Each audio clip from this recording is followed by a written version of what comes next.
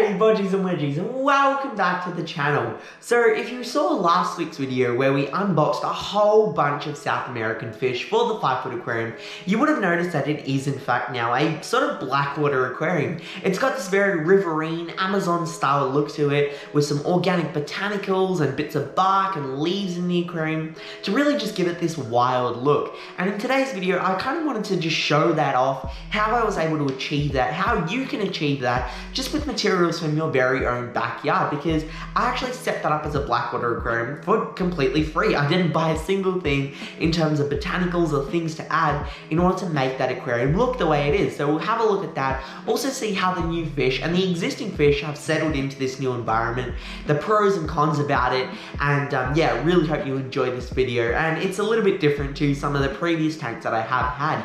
But before we actually have a look at the aquarium and the fish, let's acknowledge the traditional custodians of the land I'm filming on, the land that you're watching this video on, and the really amazing people who manage our land at the moment, like our councils, our frontline workers, everyone amazing like that. So a huge thank you to them, a massive thank you to for watching, and let's have a look at the 5-foot tank.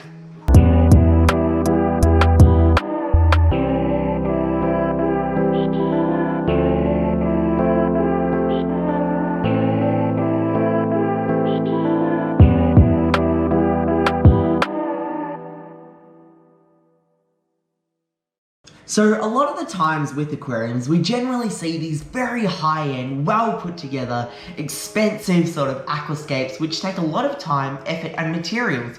However, an aquarium like this is something that you don't really see all that too common, but it is actually quite a big aspect of the aquarium hobby, and that is wild or biotope style aquariums. Now, though this isn't exactly a biotope which is using materials which are endemic and fish which are endemic to a specific geographical location, this is a biotype, as they sometimes call it, which is trying to replicate that as best as possible with materials and fish from different parts of the world to create a very natural and wild looking system.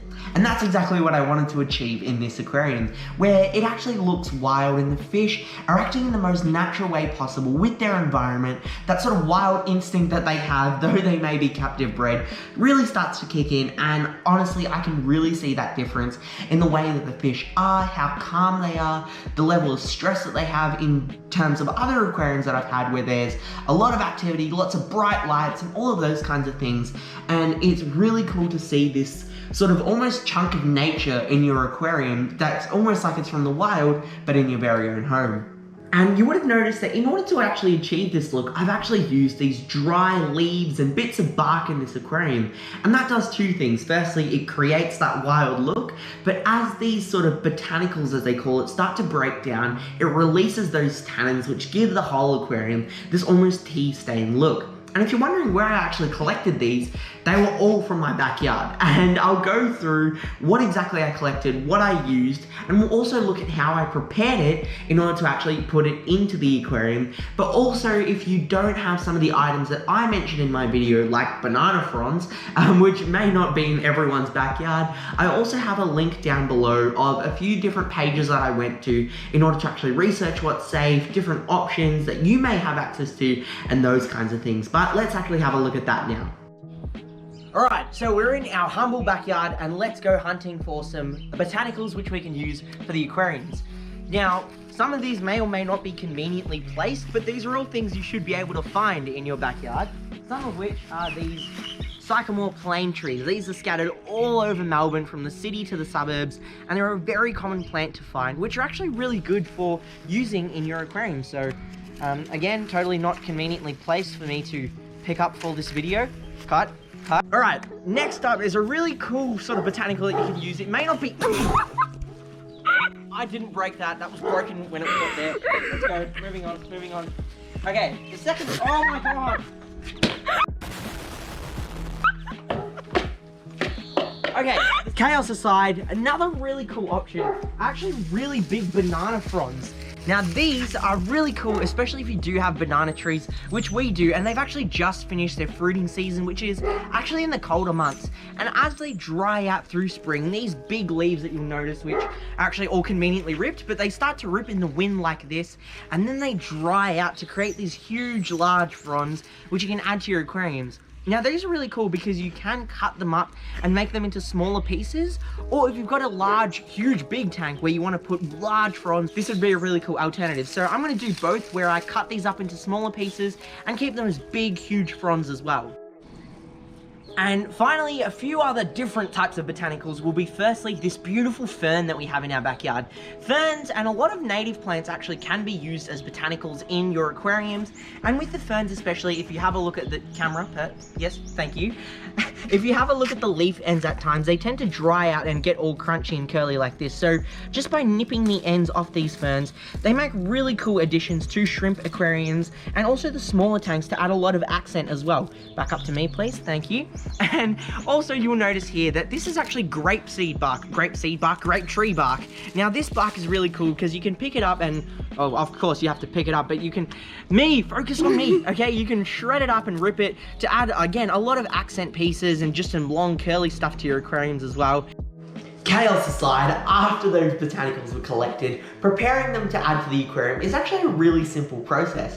What I firstly did was just let them soak in a bucket for about 24 hours, and this just firstly gets rid of any sort of dust on the leaves and just is a very basic clean that you could do to these botanicals. After that, I just put them in a decent sized pot on the stove, filled it up, like completely submerged it with water, and then brought it up to a slow boil. I just let this simmer for about 10 minutes, and what that does is firstly just kill any pathogens or parasites, or maybe insects which could potentially be trapped in the botanicals. I mean, hey, you're collecting them from out in the wild, it's bound to happen. And once that's done, it also just brings out any oils which may be in the leaves or the plants that you may not necessarily, again, want to add to the aquarium. So once that happened, I just poured it out, just gave it a quick rinse, and then added it straight into the aquarium, and that was basically it. And that way the plants or botanicals that you're using are already waterlogged, they sink straight away, and it's just a very simple, effective, and easy way of doing so. If you have way too many botanicals that you collected that you don't want to add all at once, you can always just let them dry out, maybe in an oven or on a sunny day, and then just store them in some plastic bags, zip seals for example, and keep them for later use to top up your botanicals once they start to break down. Now, you may be wondering, aside from the overall wild look that is offered in an aquarium like this, what are the true benefits for the fish? And there's actually quite a range or a plethora of benefits that you can seek from adding botanicals into your aquarium. The main one, firstly, is the fact that it brings the pH down. And though this may not be good for every kind of aquarium, especially when you've got fish like these South American fish that require a low pH, this is basically a free and easy method of bringing the pH down to a level where they need. It's also a really great way of conditioning certain fish to breed. When you see things like bedders and the way that breeders condition them to breed, they actually add things like Indian almond leaves to the water. And this brings down the pH, which stimulates the breeding behavior that a lot of these fish have. It also releases humic acid, which is often referred to be like an antiseptic or like an antifungal for aquariums because of the fact that the pH is so low. It's basically acidic, where apparently most of these fungal infections or bacteria can't really survive at a pH that low. The final pro that I can think of is just the overall dynamic look that adding botanicals to your aquarium can achieve. It's creating this very withered and matured look to a tank, which makes it look like you've had it for a very long time, but it also adds so many different areas where the fish can swim in and out of, and it just creates a very natural environment, which I think is always going to be the best thing they can provide to your fish. But there may also be certain cons which are involved in this. The first one I can think of is mainly just going to be the overall maintenance which is involved and you needing to keep on top of these botanicals. And what I mean by that is, firstly, these are organic items. They're going to break down over time. And though the bark may take, for example, longer to break down than the leaves, it is all eventually going to break down, meaning that firstly, you're going to need to top that up. And if you don't have a constant or steady supply of botanicals, that may be a bit of a problem. Or if you don't have instances where you can just collect them safely from out in the wild, I guess you may need to buy them, and it may be quite expensive at times to constantly top up an aquarium, for example, of this size. So that's one con that I can see. The second one is, as these break down, they will eventually become a form of detritus or mulm, and you may not want this sort of detritus look that is in the aquarium, and it may be a bit messy. So with that, you would need to vacuum it out or just do regular water changes to keep on top of this, because you may just want clean, dry leaves in the tank to create this look which I have now, but overall it will break down at one point or another. So that's something to keep on top of or keep in mind as well. But aside from that, that basically brings us to the end of this video. I think this sort of Blackwater aquarium is something I will always have from now in at least one of my aquariums, because I just think the benefits far outweigh the cons, and hopefully it's turned a new leaf basically for you to have a look at your aquariums. It's a very different aspect, like I've mentioned multiple times in this video, but the fish really seem to enjoy it. So I hope you enjoyed this video as much as the fish enjoy their new environment. But that's it from me, so stay happy, stay safe, stay Australian. Bodgie out.